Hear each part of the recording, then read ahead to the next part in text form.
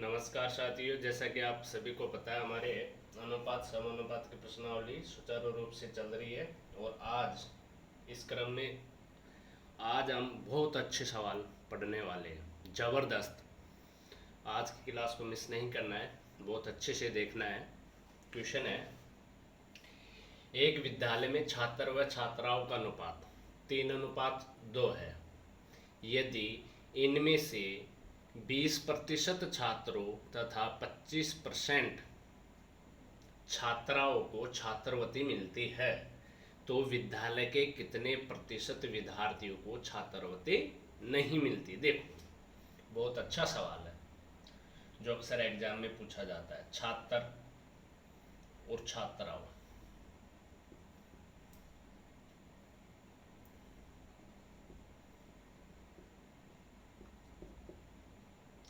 इनका अनुपात कितना है? 3:2। देखो आगे फिर क्वेश्चन है कि 20% छात्रों को तथा 25% छात्राओं को छात्रवृत्ति मिलती है। ये छात्रवृत्ति मिलती है इन लोगों को, 20% को और 25% को। फिर देखो, अपन से क्वेश्चन पूछा जाता कि कितने प्रतिशत छात्रों को छात्रवृत्ति नहीं मिलती। अब लगाओ, जब 20% छात्रों को छात्रवृत्ति मिलती है तो 80% छात्रों को छात्रवृत्ति नहीं मिलती। वो नहीं मिलती, यही अपन से पूछा जा रहा है। तो 20% जब छात्राओं को मिलती है छात्रवृत्ति तो 80% छात्राओं को छात्रवृत्ति नहीं मिलती। तो ये कितना हुआ है? 240, 80%। इसी प्रकार इसका कितना हो गया? देखो, 25% छात्राओं को छात्रवृत्ति मिलती है तो मिलती कितने प्रतिशत छात्रों को छात्रवृत्ति नहीं मिलती? 75%। तो ये 75, ये 80% है, ये 75% है। तो ये हो गया आपके पास 150%। ये भी परसेंट में आपके देखो टोटल कितना हो गया? 5, 3 और 2 5। 5 का टोटल वैल्यू कितनी आ गई? 290। और 150 कितने हो गए? 390। भाग दो, कितने परसेंट आ जाएगा? 5 का 39 में 7 बार भाग गया, बचे कितने? 4। 40 में कितने बार गया? 8 बार। तो 78% छात्रों को छात्रवृत्ति नहीं मिलती। ये आपसे क्वेश्चन पूछा जा रहा है, समझ आ गया होगा।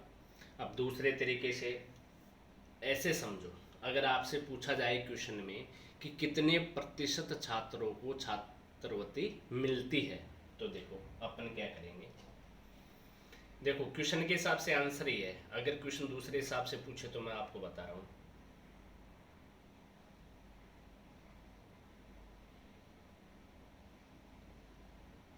देखो, अगर क्वेश्चन आपसे पूछा जाए कि कितने प्रतिशत छात्रों को छात्रवृत्ति मिलती है तो छात्रों को तो 20%, 20% छात्रों को छात्रवृत्ति मिलती है। तो कितना हो गया? ये 60%। इसी प्रकार ये 25% हो गया। कितना हो गया? 50%। टोटल कितना हो गया? 60 और 50, 110%। ये कितना हो गया? 22%। 110 में 5 का भाग, तो कितने प्रतिशत छात्रों को छात्रवृत्ति मिलती है? 22% छात्रों को। तो कैसे भी आपसे सवाल पूछा जाता है, कैसे भी कर सकते हो। आपको जो भी आपसे पूछा जाए, आप किसी भी तरीके से आप कर सकते हो सवाल को। अगर आपसे ऐसा पूछा जाए तो भी आप 22% आ जाएगा आपके आंसर। अगर आपसे कितने प्रतिशत छात्रों को नहीं मिलते, यहाँ 80 कर दीजिए और यहाँ 75% कर दीजिए, तो आपके पास यहाँ 78% आ जाएगा, जो मैंने आपको अभी पहले करवाया था। बहुत अच्छा सवाल है, जो ये मान के चलो मोस्ट सवाल है ये। इसको अच्छे से याद करना है, आपको अच्छे से समझना है। अब अगला सवाल देखिए। देखो साथियों, ये सवाल भी बहुत ज़बरदस्त सवाल है, अच्छे से समझिएगा। देखो, बड़ा सवाल, जितना बड़ा सवाल होगा उतना ही आसान होगा। आप बड़ा सवाल देख के छोड़ देते हो सवालों को, देखना कितनी इजी से हो जाएगा ये सवाल। अच्छे से समझना है। क्वेश्चन कह रहा है, एक कार के उत्पादन में 3 मदों पर खर्च होता है और ये मद है खनिज पदार्थ का मूल्य, मजदूरी तथा ऊपरी खर्च। एक वर्ष में इन मदों पर होने वाले खर्च का अनुपात 4:3:2 है, परंतु खनिज पदार्थों के मूल्य में 10% की वृद्धि, मजदूरी में 8% की वृद्धि होने से तथा ऊपरी खर्च में 5% घटाने से यह कार के मूल्य में कितने प्रतिशत की वृद्धि होगी। देखो, घटाने शब्द की जगह लिख लो घटने से, ठीक है। अब देखो क्वेश्चन, देखो मद है आपके पास, एक तो है खनिज, क्या है खनिज, दूसरी है आपके पास मजदूरी, क्या है मजदूरी, तीसरी है आपके पास ऊपरी खर्च, क्या है ऊपरी खर्च।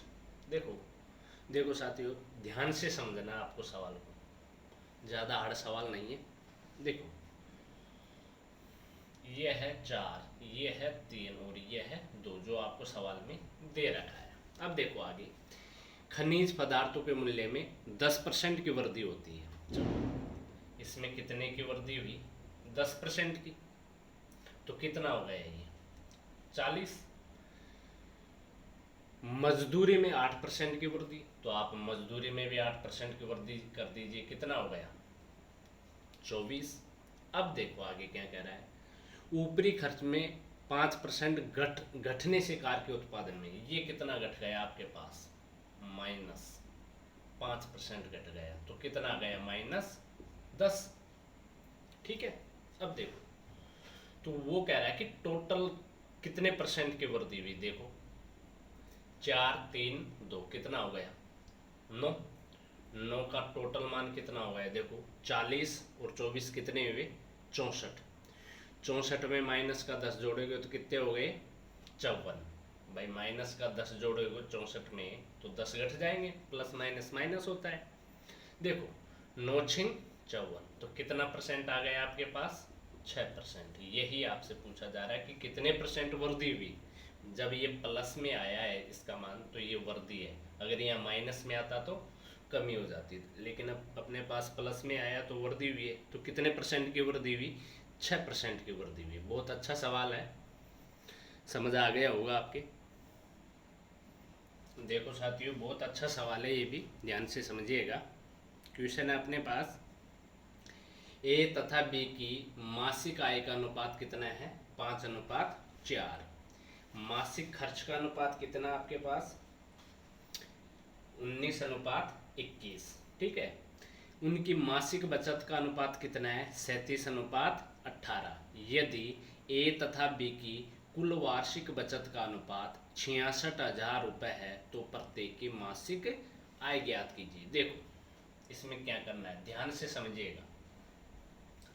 ये आपको देखो ऊपर देखो, यहाँ आपको दे रखी है मासिक आय का अनुपात, ठीक है, और यहाँ भी आपको दे रखा है मासिक खर्च का अनुपात, और यहाँ भी आपको उनकी मासिक बचत का अनुपात दे रखा है मासिक। लेकिन आपको यहाँ क्या दे रखा है, यहाँ क्या दे रखा है वार्षिक बचत, मासिक नहीं दे रखा, वार्षिक दे रखा है। तो आप एक काम करिएगा, इसमें जैसे 66,000 रुपये है, ये कब की है वार्षिक बचत है, लेकिन जो बचत का अपन को अनुपात दे रखा है 37:18, ये कब का दे रखा है अपन को, ये दे रखा है अपन को मासिक अनुपात दे रखा है, और ये आपको दे रखा है वार्षिक। तो आपको मासिक में कन्वर्ट करने के लिए क्या करोगे आप 12 का भाग दे दो, तो मासिक बचत कितनी आ जाएगी आपके पास 5500, कितनी आ गई 5500, ठीक है। मासिक बचत का अनुपात 5500 है। अब देखो जब ये 5500 आ गया तो आप इधर देखिएगा, दो व्यक्ति है ए और बी, दोनों की इकट्ठी कितनी है बचत मासिक 66,000 ओ 55,000 रुपये, और 66,000 रुपये क्या है ये वार्षिक। अब देखो जब 66,000 रुपये इसकी वार्षिक बचत है और 5500 रुपये इसकी मासिक बचत है, दोनों की ए और बी की, देखो ए और बी की मासिक बचत का अनुपात कितना है? 37:18। अनुपातों का योग कितना हो गया आपके पास? 55। 55 बराबर आपको कितना दे रखा है? कितना निकाला अपन? 5500 रुपये। तो ये हो गया आपके पास 5500 रुपये। ठीक है, तो कितने बार भाग गया? 100 बार। 5500 में 55 का भाग कितनी बार गया? 100 बार। आप इससे ए की कितनी आ जाएगी बचत? 3700 रुपये। कितनी आ गई? 3700 रुपये की बचत। बी की बचत कितनी आ गई? 1800 रुपये। आपने 100 से गुणा कर दिया। अब ए और बी की प्रत्येक की बचत आ गई, लेकिन आपसे यही नहीं पूछा जा रहा है कि बचत कितनी है। नहीं, आपसे पूछा जा रहा है कि प्रत्येक की आय कितनी है। तो देखो, ये आपने नोट कर लिया होगा, मैं इसको यहाँ से हटा देता हूँ। अब देखो, आय का अनुपात आपसे पूछा जा रहा है, तो ए और बी का आय का अनुपात कितना दे रखा है? 5:4। तो माना ए की आय कितनी हो गई? 5x। और बी की आय कितनी हो गई आपके पास? 4x। माना ए की आय कितनी हो गई? 5x। तो बी की आय कितनी हो गई? 4x। अब देखो, अगर मैं आय दे रखी है, अगर इसमें से मैं बचत निकाल दूं तो बराबर क्या बचेगा अपने पास? खर्च बचेगा। अगर आय में से मैं बचत निकाल दूंगा तो क्या बचेगा? खर्च बचेगा। देखो, मैंने आय में से ये आई है 5x, ए की आय कितनी है? 5x। इसमें से अगर मैं 3700 रुपये इसमें से निकाल दूं और 1800 रुपये बी वाले में से निकाल दूं, आय में से बचत निकालेंगे तो बराबर खर्च आएगा। और आपको खर्च का अनुपात कितना दे रखा है? 19:21। समझ आ गया होगा यहाँ तक। ब्रज गुणन कर लेंगे। यहाँ देखो, 21 और 5, 105 हो गया। 105x। अब देखेंगे आप, 3700 इंटू आप करेंगे 21, तो 37 और ये 74, तो ये आपके पास हो गया गुणा करने के बाद। ठीक है, 77,700। इसी प्रकार 19 से गुणा कर दो, यहाँ आ जाएगा 19 चौक 76x। अब 19 इंटू 1800 आप करोगे तो कितना आएगा? 9 8 72 9 1 9 162 और 342 के 2 जीरो और जोड़ दीजिए। देखो, 105 और 176, 105 में से 76 गए तो कितने बचे आपके पास? 29x। अगर देखो, ये इधर आएगा तो ये माइनस का इधर आएगा, ये माइनस का तो इधर आएगा, तो प्लस का हो जाएगा। तो घटने के बाद कितना बचेगा आपके पास? ये आ जाएगा। कितना आ जाएगा? ये। तो देखो, 29 से काटो इसको एक बार, और ये हो गया आपके पास 5 बार। 1500 बार कटेगा। x का मान कितना आ गया आपके पास? 1500। x का मान कितना आ गया? 1500। अब देखो, मैं यहाँ से इनको डिलीट कर रहा हूँ। यहाँ देखिएगा,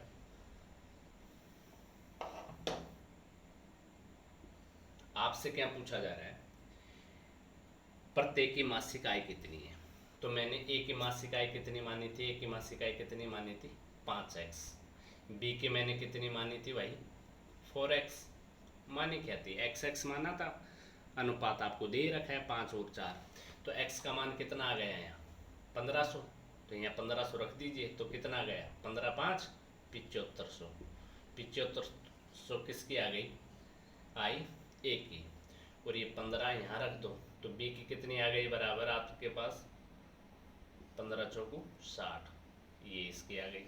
तो आपसे यही पूछा जा रहा है कि प्रत्येक की मासिक आय कितनी है। सवाल में कुछ नहीं है। मैंने क्या किया, ये बचत जो दे रखी, ये वार्षिक बचत दे रखी थी आपको, तो वार्षिक बचत, और जो आपको आय का, खर्च का और बचत का जो अनुपात दे रखा था वो मासिक दे रखा था। तो इसको मासिक में करने के लिए मैंने 12 का भाग दे दिया था। फिर मैंने क्या किया, आय मान ली थी 5x और 4x। अगर मैं आय में से बचत निकाल दूंगा, जैसे मैंने बचत निकाल के बताया था आपको, तो बचत निकाल दूंगा तो क्या बचेगा, बराबर खर्च। वर्ज गुणन कर लिया, एक्स का मान यहाँ आ गया 1500, 5x से मैंने 1500 यहाँ मान रख दिया, 1500, 4x में मैंने ये 1500 मान रख दिया, तो प्रत्येक एक की 7500 और एक की 6000, ये बचत आ गई। बहुत अच्छा सवाल है जो अक्सर एग्जाम में पूछा जाता है, बहुत ही अच्छा सवाल है। तो समझ गए होंगे आप सवाल। अगला सवाल मैं करवाने वाला हूँ। देखो साथियों, ये भी बहुत अच्छा सवाल है, ध्यान से देखिएगा इस सवाल को भी। क्वेश्चन है ए बी सी की पिछले वर्ष की आय का अनुपात आपको दे रखा है। देखो पिछले वर्ष की आय का अनुपात दे रखा है 3, 4, 5। इनकी व्यक्तिगत पिछले वर्ष तथा इस वर्ष की आय का अनुपात 4:5 दे रखा है। एक का दे रखा है 2:3, एक का दे रखा है 3:4। यदि तीनों की वर्तमान आय का योग कितना दे रखा है, 78,800 रुपये, तो इस वर्ष की प्रत्येक की आय, देखो बहुत समझने लायक सवाल है। ए बी सी अच्छे से समझना। देखो यहाँ दे रखा है पिछले वर्ष की आय का अनुपात, ये दे रखा है। फिर देखो यहाँ समझिए, व्यक्तिगत पिछले वर्ष और इस वर्ष की आय का अनुपात। देखो ये तो हो गई आपके पिछले वर्ष, 4:5 है ना ए का, तो ये तो पिछले वर्ष का है और ये इस वर्ष का है। और बी का जो ये 2:3 दे रखा है, ये पिछले वर्ष का है, ये इस वर्ष का है।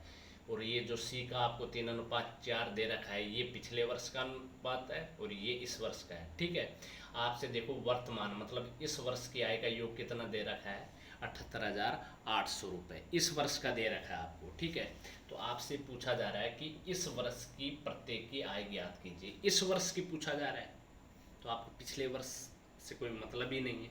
तो देखो पिछले वर्ष की आय का अनुपात आपको कितना दे रखा है, 3, 4, 5। यहाँ तक कोई दिक्कत। अब देखो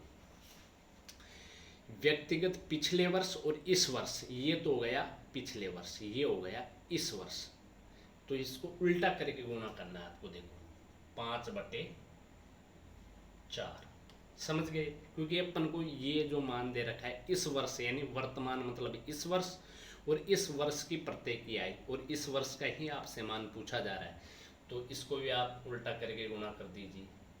3/2 अनुपात में है, इसको भी आप उल्टा 4/3। देखो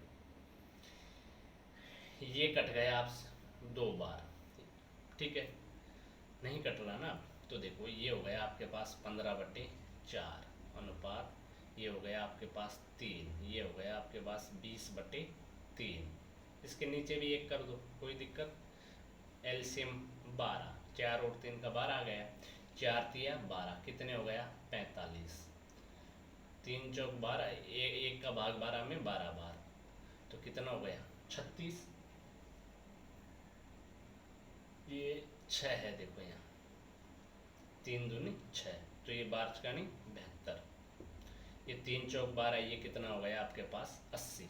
तो देखो ए का अनुपात कितना आ गया 45, बी का अनुपात कितना आ गया 72, सी का अनुपात कितना आ गया 80। आप समझ गए होंगे, क्योंकि जो मैंने अभी बताया आपको सवाल उल्टा करके गुणा करना है, और क्यों करना है मैंने अभी आपको पहले बता दिया। वीडियो को बार बार रिवाइज करो तो आपके समझ आ गया होगा, क्योंकि मैं दोबारा बताऊंगा तब भी वही बात है भाई। अगर फेस टू फेस आपको मैं पढ़ा रहा होता तो दोबारा समझाता, क्योंकि वीडियो को बार बार देखो तो समझ आ जाएगा दोबारा कि मैंने क्या बोला है और क्या नहीं बोला।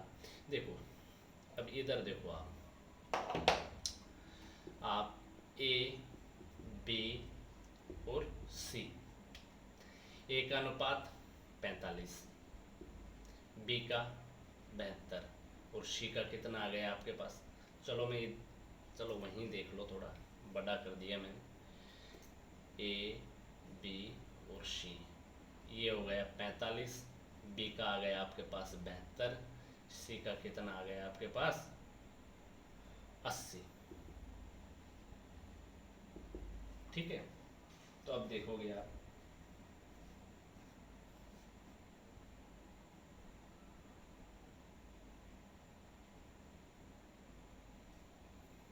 अनुपातों का योग कितना हो गया 197, बराबर आपको कितना दे रखा है 78,800 रुपये। इसका भाग चले जाएगा 400 बार, कितने बार 400 बार। इसको 400 से गुणा कर दीजिए आप, कितना गया 180, 2 जीरो और जोड़ दीजिए। इसको आप 400 से गुणा कर दीजिए, कितना आ जाएगा 8 88, 288 के 2 जीरो लगा दीजिए। इसी प्रकार 80 को अपन 400 से गुणा कर दीजिए, कितना आ गया 32, 2 जीरो।